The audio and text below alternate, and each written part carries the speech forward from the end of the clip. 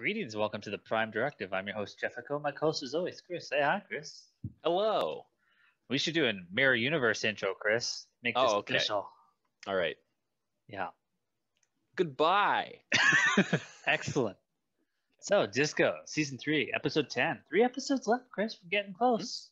Getting close. Yeah. You know, we hit that half an hour mark. We got a little explanation of what's going on. And then at the end, we got a little bit more.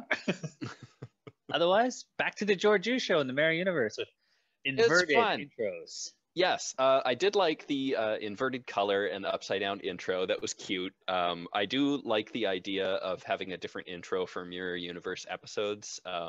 Enterprise did it the best. Yeah. Definitely the biggest difference in maybe it's intro because we quality were just, between the two. Before we had accepted that song, which we only recently did, after a while. It's ascended to meme, just god status. It entertains me now. But before we were just like, oh my god, a new song in the intro. It's anything else. Yes. It's anything else.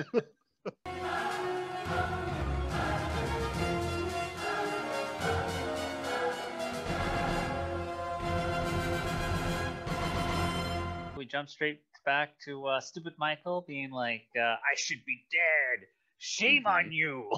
Yeah, for not killing me. You're very weak. I'm still feeling these Mirror Universe episodes. Like, I'm enjoying this. Like, I think I still enjoyed the Mirror Universe in season 1. Like, it was fun at least. Who is left on the ship for Tilly to have as a crew? Like, there's not a lot of main characters left. So if they ever do another Mirror Universe episode, it's gonna be pretty empty. And all the rest. That's all of them? Yes, Emperor.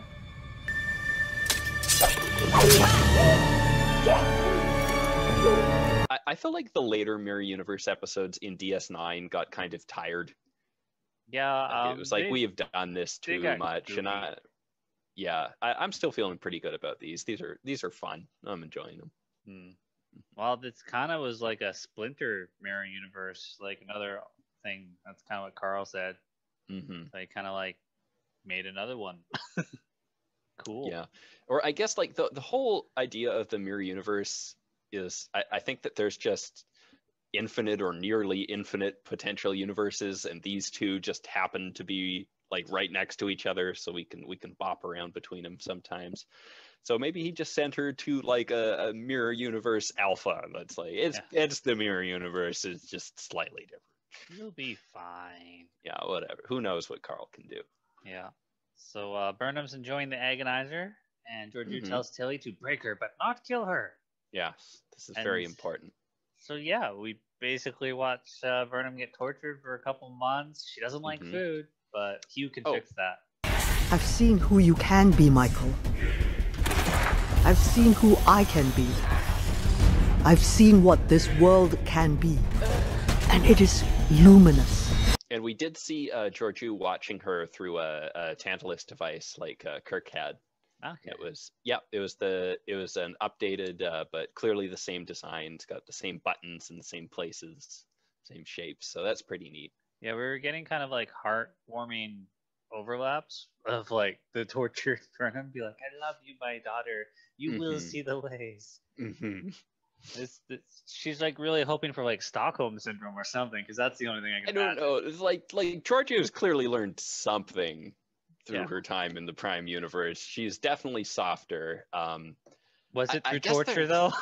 Yeah, right. Like I guess there's definitely something to be said for, like, she can't just walk in there and be like Prime Universe Starfleet, because she'll get assassinated in 5 minutes. Like, the things she's doing are the only things she's ever known. Like, she's lived. Tell me, aside from Nilsson, who has been Prime Universe Starfleet on Disco? Yeah, like this is the only thing she's ever known. This is the only way she knows how to operate, and this is the way that the entire apparatus around her operates. You know, no one who grows up in that can really be anything but evil. There's a lot of space between this cuddliness and the torture booth.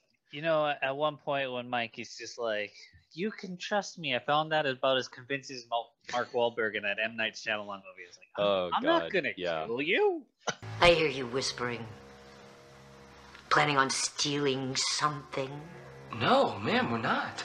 plan on murdering me in my sleep? What? No. Yeah, she just offered that for no reason. Yeah. It was just like, I'm not gonna betray you or anything. I'm just like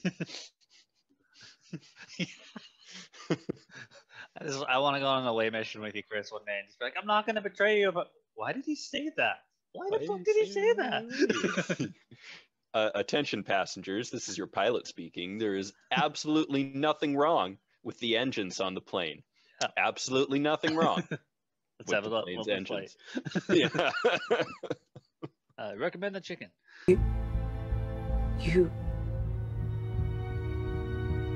You can trust me again. Yeah, Mikey and Detmer go around executing traitors. Or Landry, welcome back, goodbye. And they didn't have your boy. No, they didn't have Connor. They didn't. The prime candidate for welcome back, goodbye. He could have shown up, Chris. It could have been like glorious. They could have had some like really cool like music, and he just shows up. He's like, it's good to be back. She walks on the bridge, gets killed. Yeah. Like just randomly. Yeah. It's just like the security officer's having a bad day. It's like, this job sucks. Kapow. No. It's gotta be. It can't be personal. It has to be like a spark from a console. Just like a fatal heart attack. Yeah. No. Yeah. The console's doing that thing again. Nobody uses that console. It kills people. Yeah. So she's tossing all these little name tag comm badges, and then she's just like, "Oh, have you killed them all?" And she's just like, "No, I guess we're gonna kill Detmer." All right. That's not how teamwork works, Burnham. Is she learning any lessons through this torture? Did Georgiou learn any lessons? She's gonna save Burnham. Why can't she save Detmer?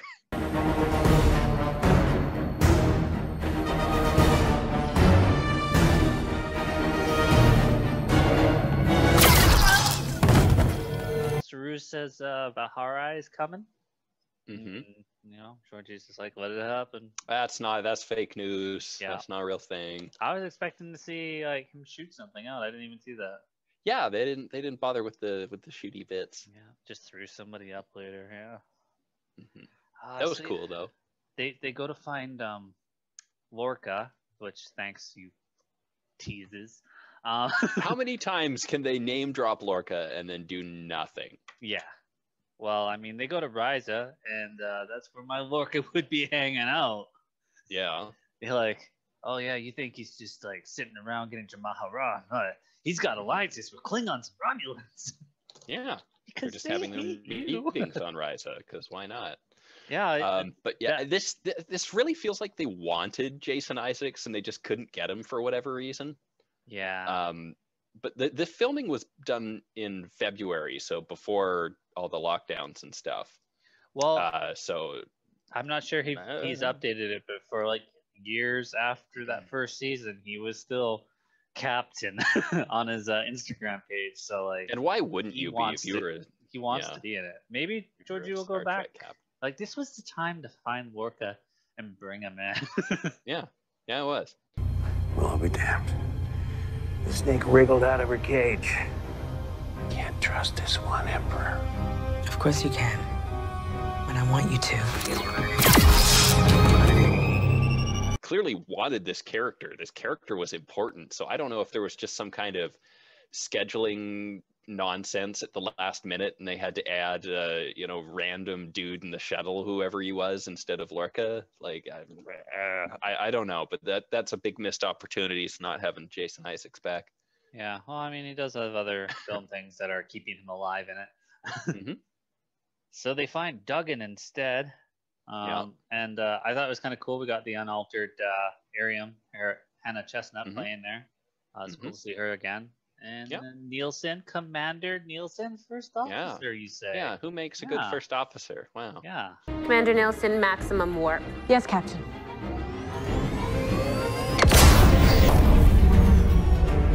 We've arrived. Entering Rhys's orbit now, Captain. They basically take Duggan and put him in the brig for about 5 seconds before Burnham's just like, ha. Gotcha. Yeah, Hugh joins her, Nilsson joins her, but I'm sure she had good reasons to join her. She wasn't just like, I'm gonna follow Burnham because she's stable. She's just like, no, I'm sleeping with Lorca too. Now I respect Mirror Universe Nilsson. Yes. Yeah. Killy shows up. They have a little fight. Some Kelpiens show up. Saru firing from the hip, tossing people around. Hell yeah. Like so I guess he doesn't. Gun. Yeah. So does he not have a name as a slave? I guess not. Yeah. She was like Saru, and he didn't really do anything. Well, she said that the captain he knew was named Saru, or she knew was named Saru. Yeah. And he wasn't like, oh, that's my name. And I don't know if anyone's ever addressed him by a name in this. So I think he's just slave. Born into slavery. Yeah. It's like even that, like her telling him stuff, like that's cool. You're telling him all this stuff about like Kelpiens and then like, oh yeah, like your sister and them are dead, but like you can avenge them and honor them by living. And it's just like he still has a lot of motive to kill her. I mean, it's her empire that did all this. Placing a great deal of trust in me. My corpse would already be eaten to bones if I could not accurately judge between loyalty and flattery. Her rules, like, oh, because you're nice now. I'd be like, he's even calling out, you're not a Terran because you're being nice to me. Like, why would you even say that? Yeah, Burnham's aha moment was like, so obvious. Until he kills Nilsson, I was very unhappy. I know. Point blank to the head, Chris. There was a hole in her head. Yeah. Is that what phasers do? Sure, why not? It's a mirror universe phaser. It's a little more hardcore. You know, aren't we on all access? Like, where's the blood? Yeah, why? This where's is mirror the universe? I would have accepted like unnatural gory blood in the mirror universe. Yeah, like with that one episode where with the brain bugs and Riker's got to eat the maggots. You know the scene I'm talking about. Everybody knows that scene. We seek peaceful coexistence.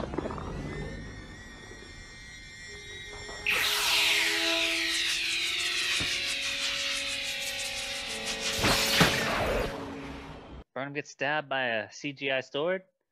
Kind of shifted a bit while it was in her. I was like, oh, just use a real sword and kill her for me. Georgiou's kind of got a neck wound. They're like, oh, yeah, she was bleeding out quite a bit. There's this little dagger in my neck. Pull it out. Bleed to death. Leave it in. Have a doctor show up and cure me. Also, nobody ever beams people to medical. Like, just beam them to the doctor. Yeah, well, maybe they're back to no site to site. That's allowed. Lorca could do that. Oh, maybe.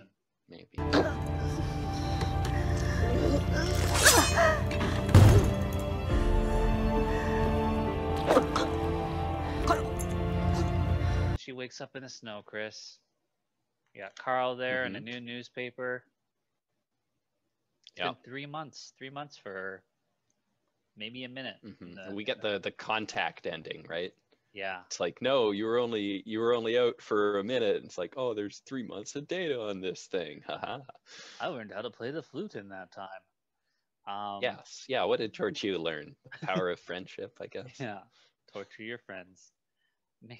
Make them your enemies because you keep your enemies closer. The bracelet collected some data.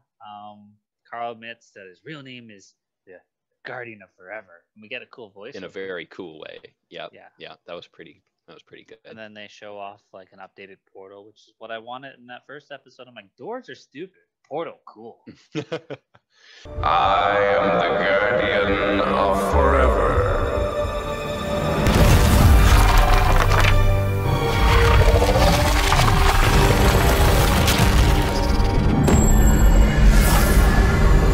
I guess this is in the portal though, not just a wormhole. Yeah. Well, I don't think they wanted to do pictures because they don't want to give away what they're doing with Georgiou. Yeah. Well, I mean, they could have showed episodes of like TNG, and then episodes of Discovery, and then episodes of TOS, and just be like, we're sending you to the past, and we could just be like, which one? Where's she going? I think she's going back to TNG. She's going to be Sloane's right-hand man back when Section 31 was cool. Yeah.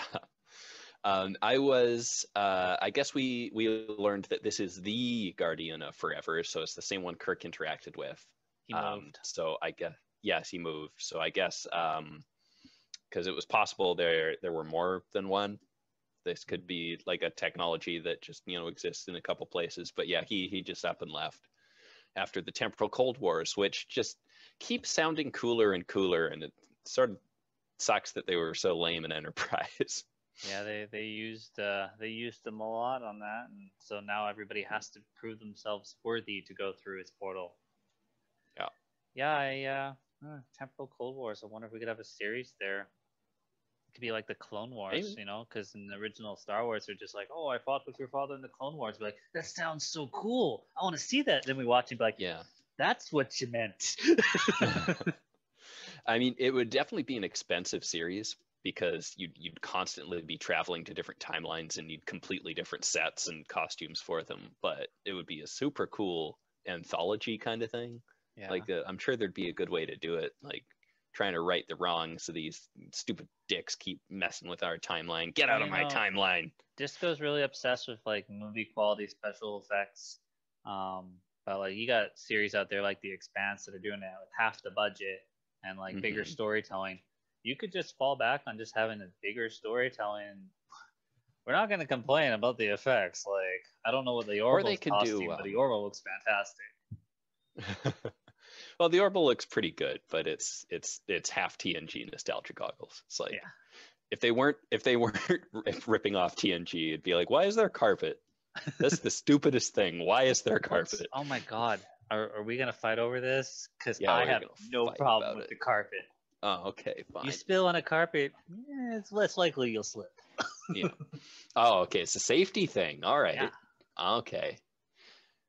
Get thrown out of my chair onto the carpet, it's gonna hurt less. Oh, it is a safety thing. Okay. All right. You're moving me along to your pro carpet agenda. They could also just do another animated show. Yeah. Because I think Lower Decks has been pretty successful, at least for us. Hey, would anybody mind if I got a cat? What? A cat for the bridge, like a bridge cat. I think that'd be really great. We get a touching goodbye. Probably a little too touching. Yeah. None of these people have any reason to like her. Oh, I was just talking about her and Burnham, but yeah, when we get that little thing, the mess hall there, it's just like, oh, okay, yeah. That was also just like I said last episode, unearned. Like Georgiou was not a part of these people's lives. She was just on the ship being a dick. Yeah, she was just a jerk to everyone. So I get why we want to, in a Star Trek show and in a Star Trek future, have like people be redeemed. We want to show how the better parts of humanity can come through and win. But I feel like if this was like a TNG episode or episodes, there would be a lot of time discussing and seeing different characters' perspectives on this issue. Like our morals are such that we should give people a second chance. We should give people the opportunity to grow and better themselves. That's our thing. That's what we're about. But the crimes and the horror, the genocide multiple times that this person is directly responsible for and not sorry about, like, how can we balance this? How can we balance the just unthinkable monstrosity of this person's actions against what we believe to be right? And this would have to be something that was discussed a lot before we could start redeeming this person. But in Discovery, they just come on and bully Tilly and give good, sick burns to Andorians or to Orions, and then it's fine. It's fine. She had a cool strut. Yeah, the walk didn't convince you. It wasn't enough. Or her badassness. No, it wasn't. Yeah, fuck you.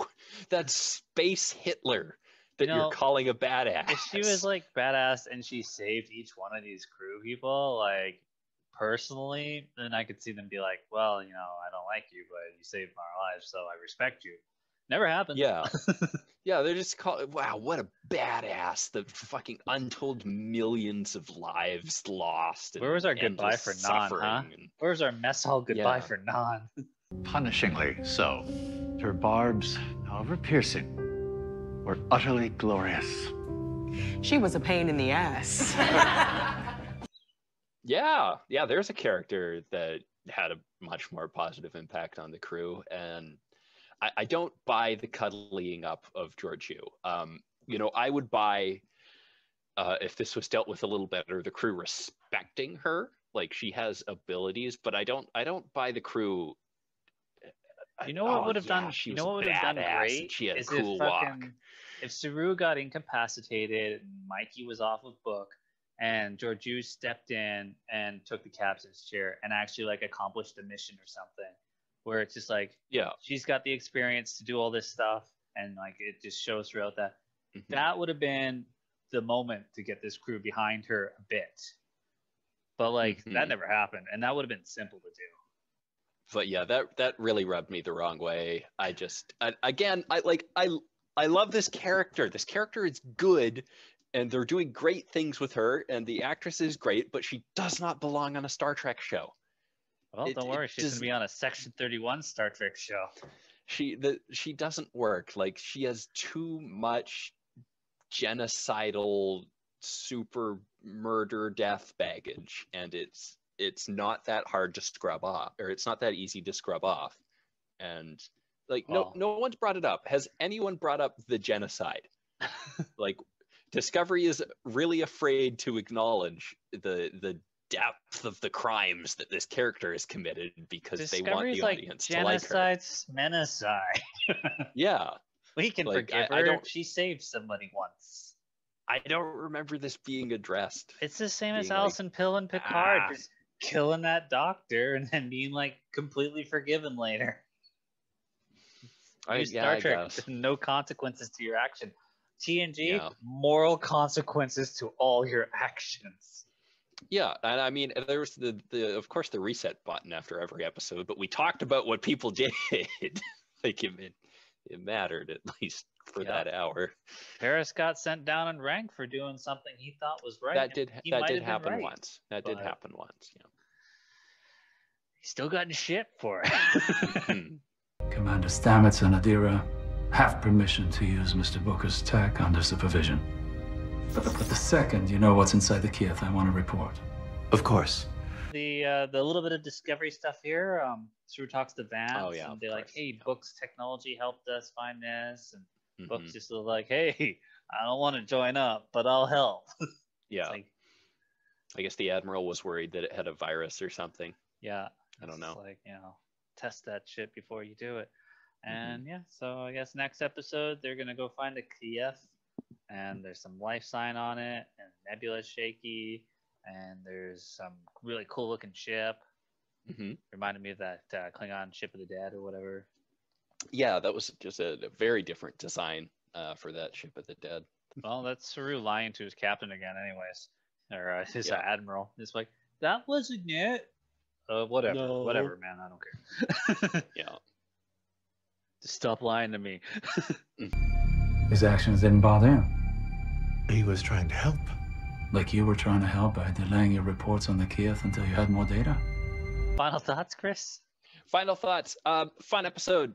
I dig the Mirror Universe stuff. A part of me is very glad that we're done with Georgiou now, because she doesn't belong here. And a part of me is kind of sad that we're done with Georgiou now, because she was a great time.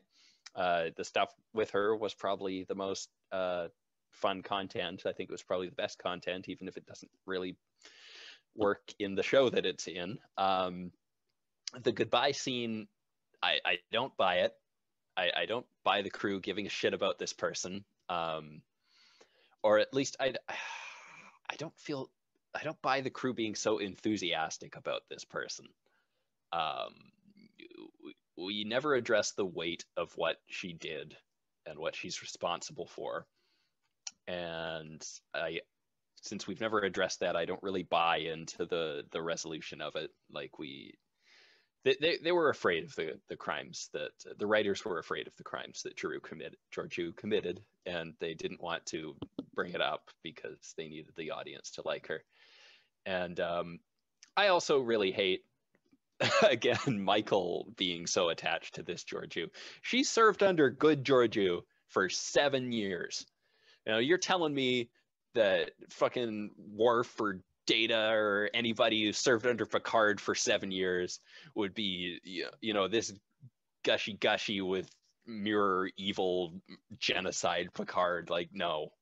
What? We're using long-range sensors to hack into the crashed ship. You're not allowed to have food in here. This isn't food. It's candy. It's practically an accessory.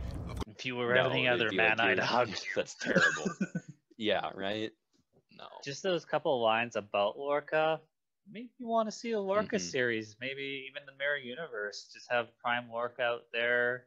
And because we know what happens to Mirror Lorca. So what if we see Prime Lorca and he's just like leading a rebellion against the Terran Empire? Yeah. Like, how cool would that be? Just follow Jason Isaac. Cool. Guy's got so much charisma, man. Like, I can watch him just chew up scenery and scenes and stuff. And, you know, don't fail in the aspect of storytelling where you just follow the one character, give him a crew of people, and just that'd be sweet. That's what I want now. Yeah.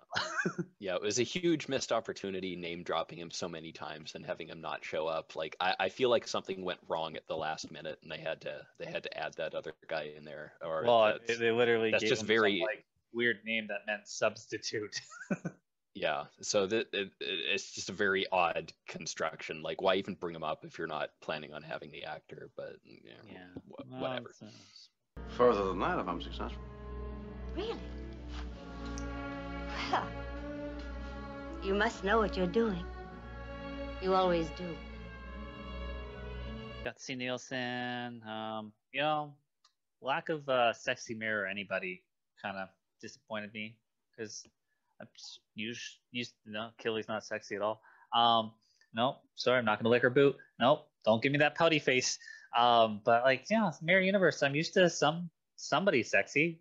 Give me somebody who's gonna, you know, be an attendant and sleep with people for no reason. Like, I must get to. What if Georgiou tried to convince Burnham to join her by giving her sexy slave Tyler? There you go. And just be like, oh, you'll fall in love with him and then learn kindness and then see the way I do instead of torture. Okay. Yeah. There you go. I mean, I was really, you know, I'm asking for sexy girls, but here I just threw out my sexy Tyler suggestion. But whatever. No, this makes sense. There. It's reasonable. Yeah. Yeah. But yeah, no, overall, Mirror Universe episodes are usually pretty fun. I'm not sure which episode's coming up next, but I do know we've got 3 left, and Frakes is directing one of them. Oh boy. Yeah.